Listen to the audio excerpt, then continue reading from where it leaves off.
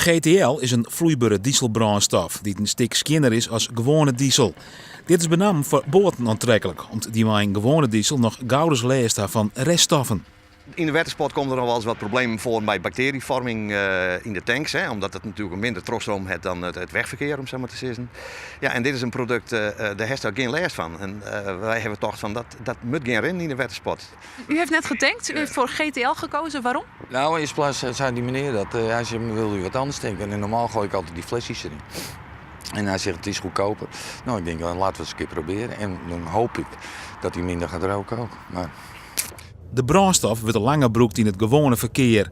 Maar watersporttanksstation De Skipswinkel is nou een van de eerste die de brandstof aan bootjemeesken aanbieden kan. De eerste berichten zijn heel erg positief. Mensen omarmen het ook. En ik heb ook het gevoel dat de watersport wel blij zal zijn dat ze ook ietsjes kunnen doen wat bijdraagt aan een betere leefomgeving. Het plan is om in de toekomst meer tankpunten van GTL in Friesland te maken.